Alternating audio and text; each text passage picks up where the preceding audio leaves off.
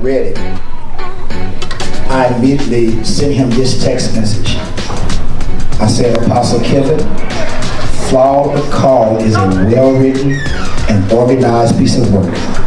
It encourages the fearful, builds the broken, affirms the rejected, and transforms the worst of us. Other than the obvious message conveyed in the title of the book, the common thread throughout the pages is that God never calls us to go where He's not willing to go with us. Great work, son. I love it.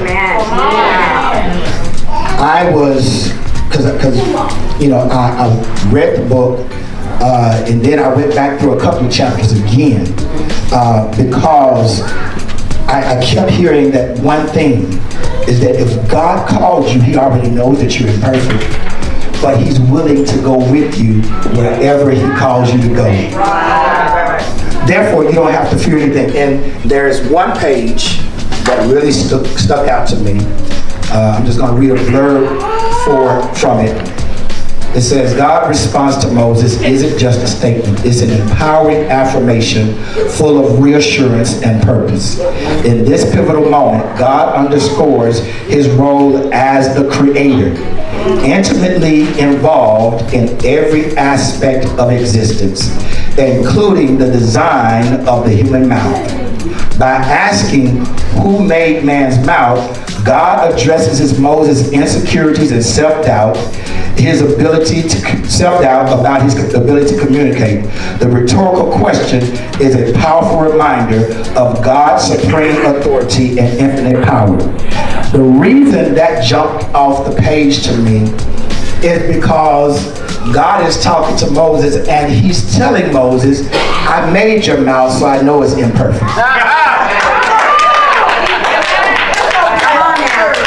But I still called you. And so I encourage anyone who is struggling, because actually all of us struggle with insecurity. If we really be honest, the greatest of us struggle with insecurity. If you don't, you probably have bipolar, or you not being belittling, but